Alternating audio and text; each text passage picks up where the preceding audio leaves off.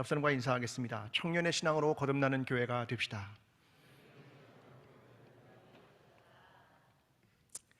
네, 반갑습니다. 네, 오늘 교회를 처음 나오신 분도 계시고 또 함께 이렇게 예배드리게 돼서 너무나 감사합니다. 또 끝나고 함께 또 인사하고 우리가 함께 어떻게 지내는지 함께 대화도 나누고 그렇게 보냈으면 좋겠습니다. 네, 오늘은 아이의 신앙 5번째 시간, 아이 다윗 용기를 내다라는 제목으로 하나님 말씀을 나누겠습니다. 제가 중고등학교 시절에 교회에서 목사님의 설교를 들으면 가끔 이런 이야기를 하시곤 했습니다. 초대교회 교인들이 그들의 신앙을 지키기 위해서 사자들이 들어가는 경기장에 들어가 그들의 생명을 잃고 그러나 주님을 배반하지 않고 끝까지 그들은 신앙을 지켰습니다. 이런 이야기였습니다.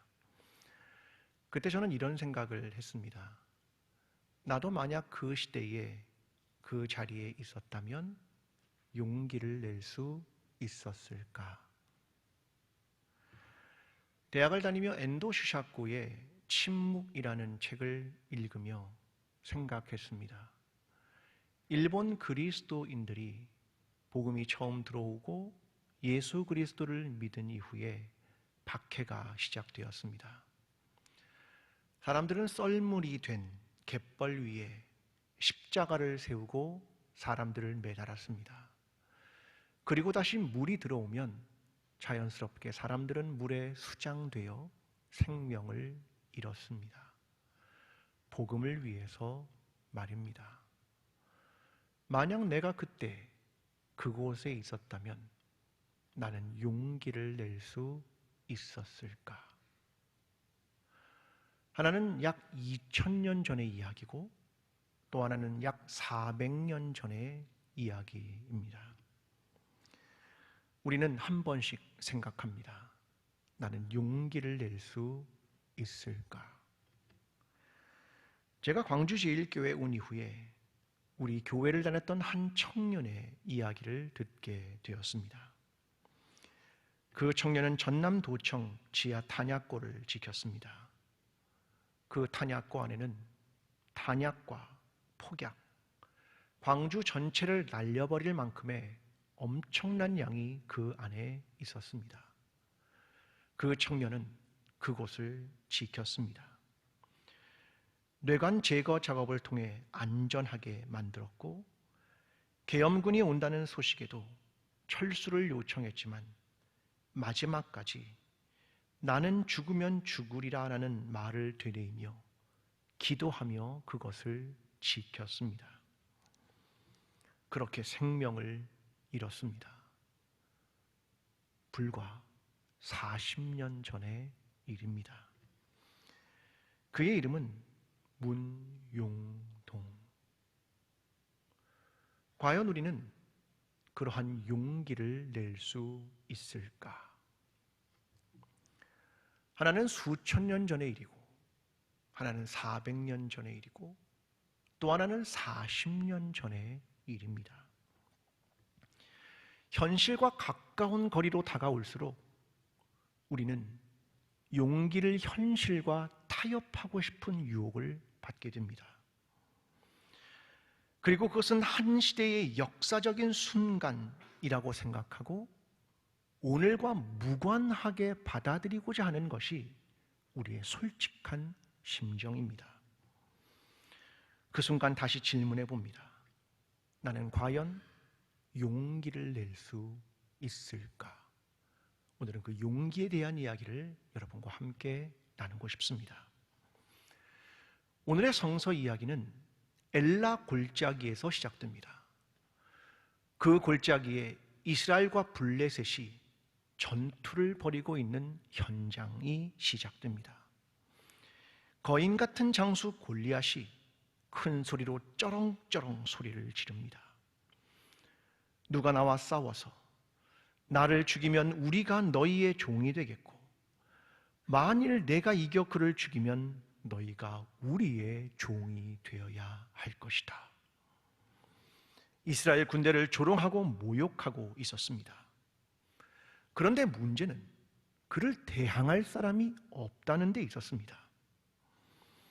그때 이새의 아들 중 막내였던 다윗은 싸움에서 형들에게 음식을 주러 갔다가 그 이야기를 듣고 목격하게 됩니다. 그는 싸움에 나가겠다고 자청을 합니다. 그때 큰형이 말합니다. 이게 장난인 줄 아느냐? 전쟁을 구경하러 왔느냐? 라고 핀잔을 주지만 사람들은 그를 사울왕 앞으로 데리고 갑니다. 그리고 다윗은 손에 물매를 가지고 나아가 골리앗을 물리쳤다라는 이야기가 오늘 본문 전체의 이야기입니다. 이 다윗과 골리앗의 이야기를 모르는 사람은 없습니다. 심지어는 그리스도인이 아니어도 이 이야기는 다 알고 있습니다. 그런데 문제는 어느 순간 다윗과 골리앗의 이야기가 사실로부터 은유로 바뀌어져 있다는 겁니다. 이것이 사실로부터 은유로 우리의 마음에 고착되기 시작했습니다. 이것이 역사적인 사실로부터 동화 속의 이야기로 변질되기 시작했습니다. 아마도 그 이유는 내가 오늘 믿음으로 용기를 내야 하는데 용기를 내기 원치 않아서일지도 모릅니다. 아니, 현실에서는 이 이야기는 불가능한 이야기다라는 강력한 신념이 우리의 마음속에 있기 때문일지도 모르겠습니다. 실제가 비유 동화처럼 변해가고 있습니다. 만약 누군가가 이런 용기를 낸다면 어른들은 이렇게 말할지도 모릅니다. 철없는 일이지, 비현실적인 일이지, 무모한 도전이지, 이렇게 치부할지도 모르겠습니다. 그런 의미에서 용기란 아이와 청년의 심장을 가진 이들의 전유물입니다. 우리의 신앙이 아이와 청년의 심장을 갖고 있어야 이 용기라는 것을 갖게 되는지도 모르겠습니다. 이제 오늘 본문의 이야기를 살펴보겠습니다. 먼저 사무엘상 17장 28절입니다. 큰형 엘리압이 다윗이 사람들에게 하는 말을 들은지라 그가 다윗에게 노를 바라여 이르되 내가 어찌하여 이리로 내려왔느냐? 들에 있는 양들은 누구에게 맡겼느냐? 나는 내 교만과 내 마음의 완악함을 아노니 내가 전쟁을 구경하러 왔도다. 큰형 엘리압이 막내인 다윗에게 호통을 칩니다. 내가 지금 전쟁터에 놀러 왔느냐? 내가 치는 양은 어떻게 하고 여기에 왔느냐라고 호통을 칩니다. 여러분, 이 이야기는 어른들의 시각을 보여주고 있습니다. 다윗은 8명의 형제 중 막내였습니다. 그래서 큰 형이 말하는 겁니다. 내가 지금 전쟁이 장난인 줄 아느냐? 나는 내 교만과 내 마음의 완악함을 안다. 이렇게 말을 하는 것이었습니다. 여러분, 여기서 중요한 단어가 있습니다. 교만과 완악함이라는 단어입니다. 여러분, 이 단어는 누가 누구에게 사용하는 거냐면 하나님이 죄악된 인간에게 사용하는 말입니다. 예레미야 7장 24절은 이렇게 말합니다. 그들이 순종하지 아니하며 귀를 기울이지도 아니하고 자신들의 악한 마음의 꾀와 완악한 대로 행하여 그 등을 내게로 돌리고 그 얼굴을 향하지 아니하였으며. 창조주 하나님께서 죄악되고 피조물인 인간에게 하시는 말씀이 뭐냐면 너는 교만하고 완악하다고 이야기하시는 겁니다. 근데 누가 이 언어를 사용하고 있습니까? 큰형 엘리압이 막내 동생인 다윗에게 이 용어를 그대로 쓰고 있습니다. 이 말은 무엇입니까? 엘리압이 누구의 위치에 간 겁니까? 하나님의 위치에. 다윗을 어떻게 본 겁니까? 너는 죄악된 인간과 피조물에 불과해 라고 말하는 것이었습니다. 위에서 아래로 내려다보면서 어디 어린애가 라고 말하는 겁니다. 여러분, 그런데 누가 교만한 겁니까? 하나님의 자리에 오른 자가 교만한 것 아닙니까? 이것이 왜곡되고 있는 것이었습니다. 그러면서 큰형 엘리압은 다윗의 일을 규정합니다. 너는 들에 있는 양들을 누구에게 맡겼느냐? 네 일은 양을 치는 거야. 우리같이 장성한 사람들이나 전쟁터에 나가는 거고, 너 같은 애는 양이나 쳐야 되는 거야. 큰 일은 어른들이 하는 거고, 작은 일은 너희 같은 어린애가 하는 거야. 그 이야기를 하고 있는 것이었습니다. 우리는 하나님의 관점을 다시 봐야 합니다. 과거의 한 사건을 떠올려야만 합니다. 하나님이 사울왕을 버리신 이후에 사무엘에게 이새의 집에 가서 새로운 왕에게 기름을 부으라고 말씀하셨습니다. 이새에게는 8명의 왕이 있었습니다. 이새는 큰아들 엘리압부터 사무엘 앞에 보여주기 시작했습니다. 이게 큰아들입니다. 사무엘은 마음속에 엘리압을 보고 이런 생각을 했습니다. 여호와의 기름 부으실 자가 과연 주님 앞에 있도다. 주님, 정말 기름 부음 받을 만한 사람이군요. 그때 하나님이 사무엘에게 말씀하십니다. 그의 용모와 키를 보지 말라. 내가 이미 그를 버렸노라. 내가 보는 것은 사람과 같지 아니하니 사람은 외모를 보거니와 나 여호와는 중심을 보느니라. 나 하나님의 관점은 사람과 다르다.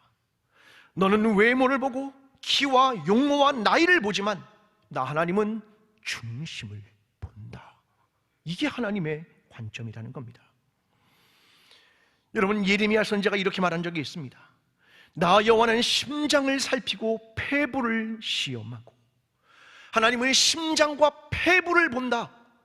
여러분, 성경에서 심장과 폐부라는 내장기관을 이야기할 때는 그 안에 있는 본질과 본성에 대한 이야기를 하는 것입니다.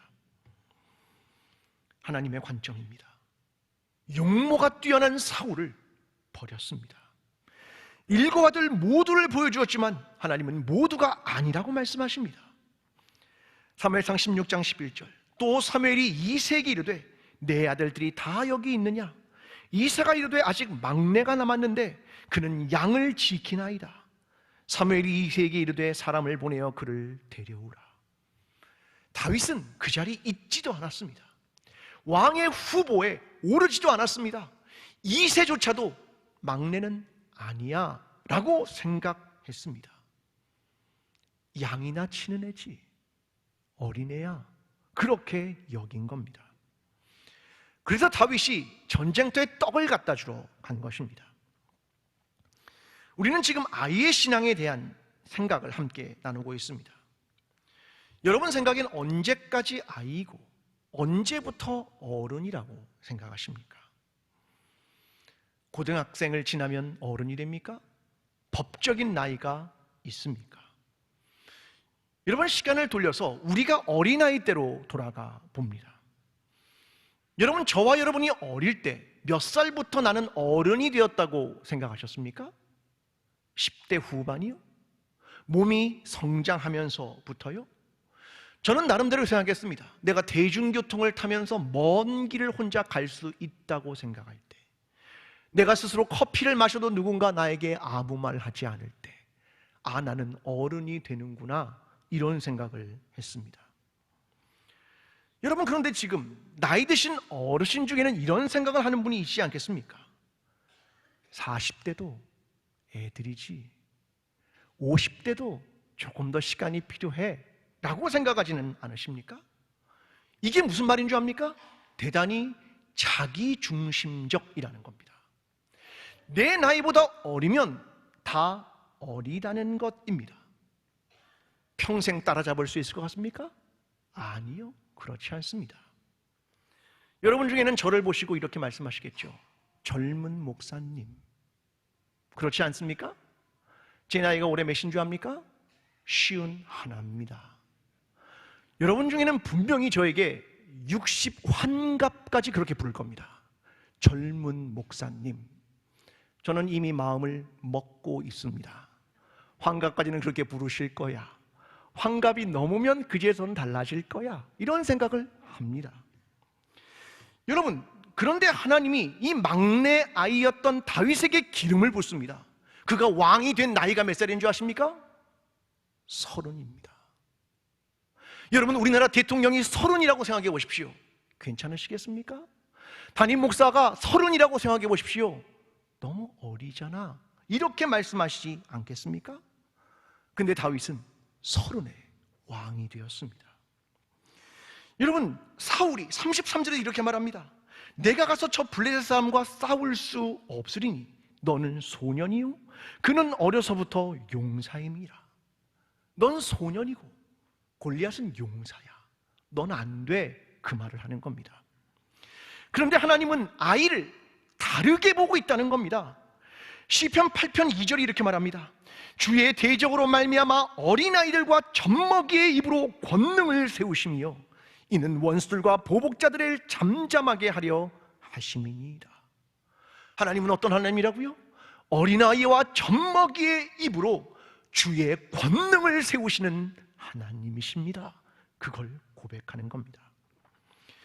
여러분, 오늘 우리의 시각과 관점으로 누군가를 바라보는 것이 아니라 하나님의 시선과 관점으로, 외모가 아니라 중심을 보는 그 시선으로 사람들을 대하는 저와 여러분의 신앙이 되기를 간절히 기도합니다.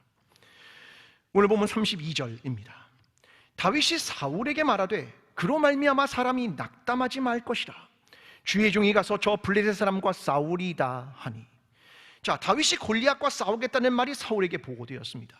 사울이 다윗을 부릅니다. 그런데 그때 다윗이 사울에게 한 첫 번째 말이 이겁니다. 사람이 낙담하지 마십시오. 왕이요, 당신의 마음을 떨어뜨리지 마십시오, 이 말입니다. 실망하거나 포기하지 마십시오. 누가 누구에게요? 왕이 아이에게요? 아니요, 아이가 왕에게 한 말입니다. 낙담하지 마십시오, 왕이요. 이게 이 소년의 이야기였습니다. 그러면서 다윗은 자신의 경험에 대한 이야기를 왕에게 들려줍니다. 34절부터입니다. 다윗이 사울에게 말하되 주의 종이 아버지의 양을 지킬 때에 사자나 곰이 와서 양떼에게 새끼를 물어가면 내가 따라가서 그것을 치고 그 입에서 새끼를 건져내었고 그것이 일어나 나를 해하고자 하면 내가 그 수염을 잡고 그것을 쳐 죽였습니다. 내가 양을 칠 때에 사자나 곰이 공격하면 내가 어린 양을 지키기 위해서 그를 쳐 죽였습니다. 그 이야기입니다. 이어서 36절입니다. 주의 종이 사자와 곰도 쳤은즉 살아계시는 하나님의 군대를 모욕한 이 할례받지 않은 블레셋 사람이니까 그가 그 짐승의 하나와 같이 되리이다. 그는 견딜 수 없었습니다. 하나님의 군대를 모독하는 자를 가만히 둘 수 없었습니다. 그래서 의분을 내는 겁니다. 양을 위해 용기를 냈던 것처럼 말입니다. 다르지 않습니다, 그 말입니다. 이 소년이 용사와 싸우겠다고 말합니다. 사람들이 보기엔 무모한 도전처럼 보입니다. 사울은 마음에 이런 생각을 했을 겁니다. 다윗아, 상황이 다르다. 골리앗은 압도적이야. 그의 키는 2m 10, 노브르된 갑옷을 무릎까지 입었는데 그 무게가 45kg, 노탄창은 배틀체와 같아. 힘의 우위, 일방적 우위, 근접 전투로는 최적화되어 있어. 그는 용사야. 상황이 달라. 그렇게 생각했을 겁니다. 그런데 문제는 골리앗을 상대할 사람이 없다는 겁니다. 사울에게 다른 대안이 없다는 겁니다. 왜요? 17장 11절이 말합니다. 사울과 온 이스라엘이 블레셋 사람의 이 말을 듣고 크게 두려워하니라. 왕과 백성이 모두 두려워했습니다. 그런데 그게 얼마 동안 지속되는 줄 압니까? 40일 동안. 아무도 그를 대적하겠다고 나오지 않은 겁니다. 그것이 다른 대안이 없다는 겁니다. 하는 수 없이 사울은 다윗에게 군복을 입힙니다. 39절. 다윗이 칼을 군복 위에 차고 익숙하지 못하므로 시험적으로 걸어보다가 사울에게 말하되 익숙하지 못하니 이것을 입고 가지 못하겠나이다 하고 곧 벗고. 다윗은 골리앗처럼 복장을 갖춰봤습니다. 그런데 너무 무겁고 불편한 겁니다. 그래서 이걸 벗어버립니다. 여러분, 다윗의 강점이 여기서 뭔지 압니까? 복장이 아닙니다. 평소에 양을 지키기 위해 곰과 사자와 싸운 경험입니다. 생명을 지키기 위한 절실함입니다. 평소에 사용했던 물매입니다. 사람들은 이렇게 말하겠죠. 전쟁터에서 물매가 뭐 그리 대단하겠느냐? 아니요. 여기서 중요한 말은 평소에라는 이 말입니다. 저는 용기가 어느 날 갑자기 찾아온다고 생각하지 않습니다. 평소의 삶과 일상의 연습이 용기를 만들어낸다고 생각합니다. 용기란 한 번에 단순한 의분으로 해결되지 않습니다. 만약에 이례적인 거라면 그것은 정말로 무모한 것입니다. 다윗은 달랐습니다. 매일 만나는 짐승들의 도전 앞에 멈추지 않고 싸운 것을 축적하게 된 겁니다. 그 평소의 일상이 지금 용기를 만들어내고 있는 것이었습니다. 바울이 이런 고백을 한 적이 있습니다. 고린도서 15장에서 이렇게 말합니다. 형제들아, 내가 그리스도 예수 우리 주 안에서 가진 바 너희에 대한 나의 자랑을 두고 단언하노니 나는 날마다 죽노라. 지금 바울이 말하는 신앙이 무엇인 줄 아십니까? 그것은 내가 예수 그리스도를 믿은 다음에 단 한 번 자기를 부인하고 십자가를 지겠습니다라고 결정하는 것이 아니다. 나는 날마다 죽노라. 나는 매일 자기를 부인하고 십자가를 지며 살아간다. 이것이 신앙의 길을 가는 것이다. 이것이 승리의 방법이다. 그걸 말하는 겁니다.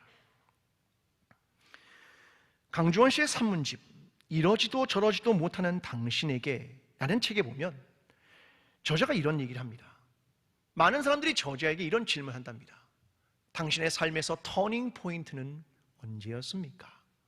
어떤 전환의 계기가 있습니까? 라고 묻는답니다. 그랬더니 저자가 이렇게 대답을 합니다. 저도 예전엔 그 질문을 많이 했어요. 내게도 인생을 바꿀 만한 터닝 포인트가 찾아오길 바랐죠. 하지만 제 인생을 바꿀 만한 단 하나의 사건은 존재하지 않는다는 걸 깨달았어요. 갑자기 인생을 확 바꿀 만한 터닝 포인트는 없다는 걸 깨달았죠. 제가 했던 모든 선택, 과거의 작고 큰 선택들이 쌓이고 쌓여 현재라는 결과물이 생긴다는 걸 깨달았어요. 단 한 번의 선택이 아니라 수많은 선택이 얽히고 설켜 지금의 나라는 결과물이 만들어진 거죠. 인생이란 한 번에 확 바뀔 만큼 가볍지 않기 때문입니다. 여러분, 어떤 사람은 극적 전환을 할 것을 기대합니다. 여러분, 그러나 그런 사람은 흔치 않습니다. 인생은 축적으로 만들어지는 겁니다. 매일의 선택으로 이루어지는 겁니다. 그 이야기를 하는 겁니다. 여러분, 이 말을 바꾸어 신앙으로 말하면 이렇습니다.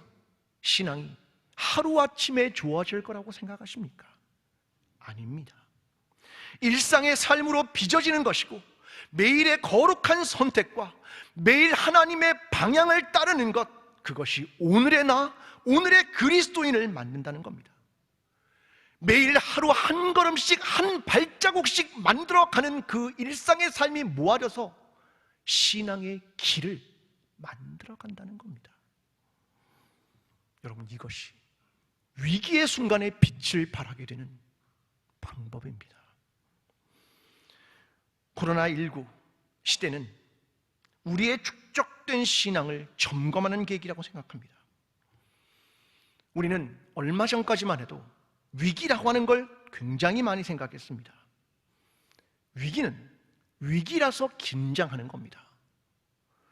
그런데 서서히 회복되는 과정에 들어오고 있습니다.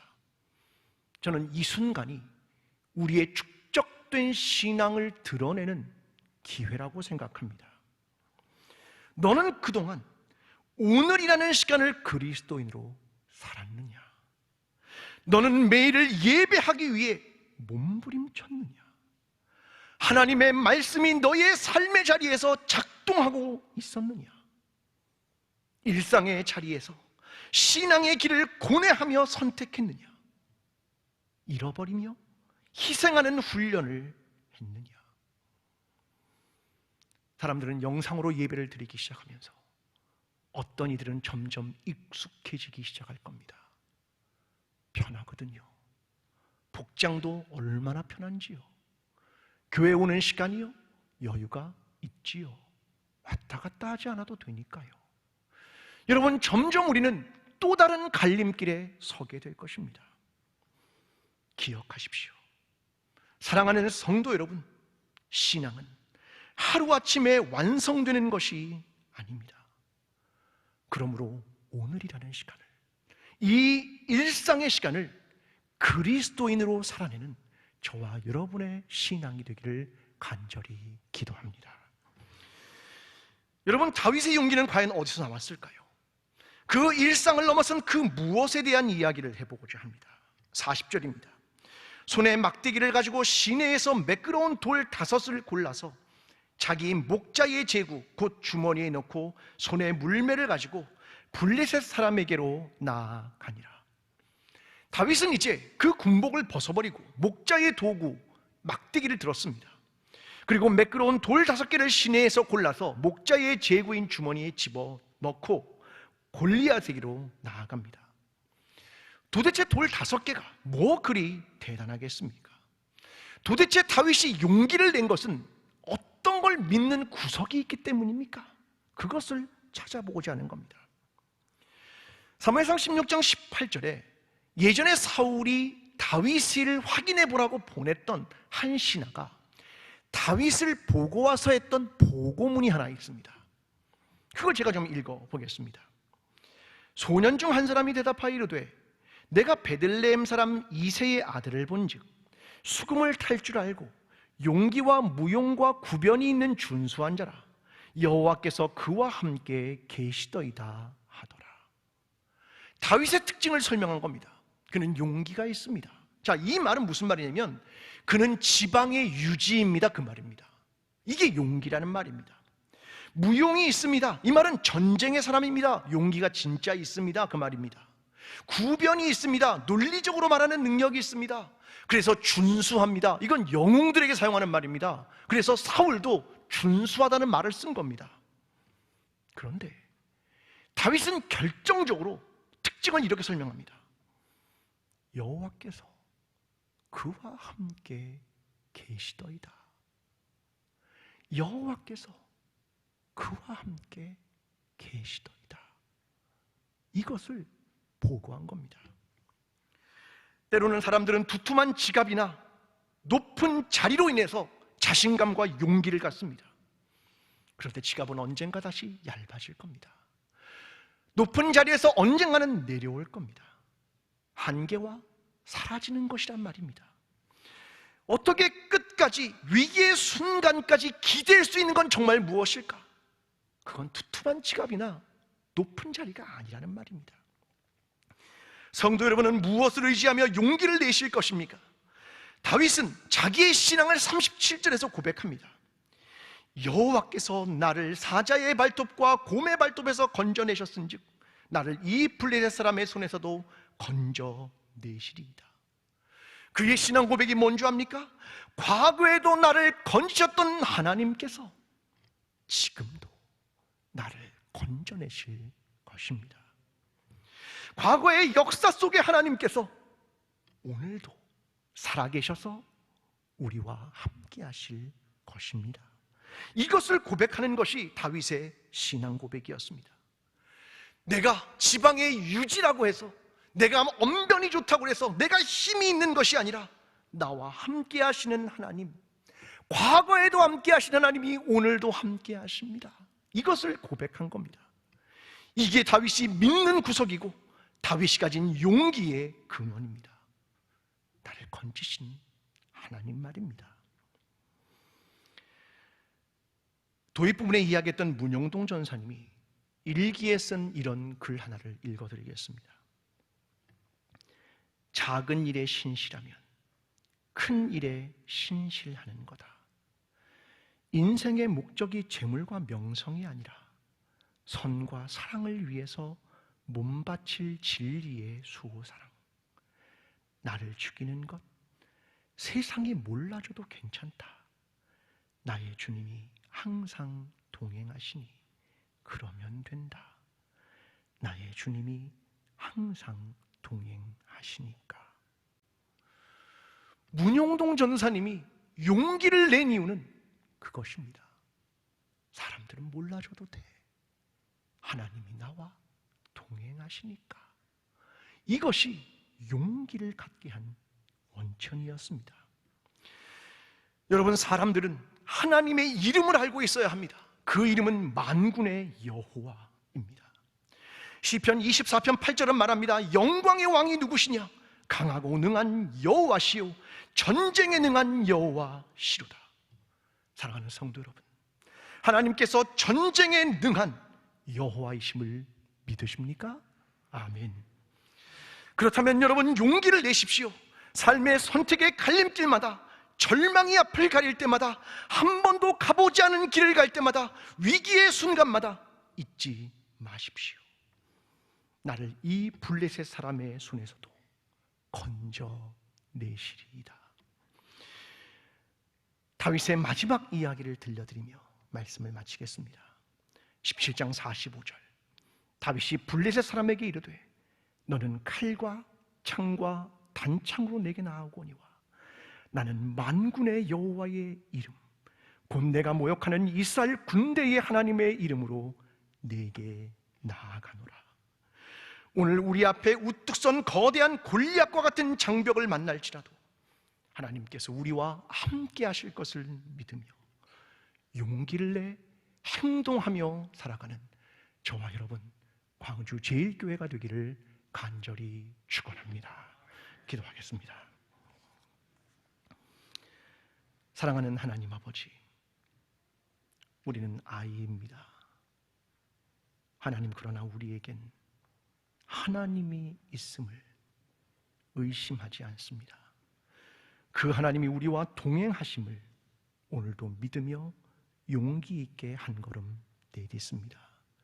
그 걸음 위에, 그 신앙의 여정 위에 주님 우리와 함께 하셔서 우리의 삶이 하나님 안에서 승리를 이루며 멋진 신앙의 길을 가는 하나님의 사람들이 되게 도와주시옵소서. 예수 그리스도의 이름으로 기도합니다. 아멘.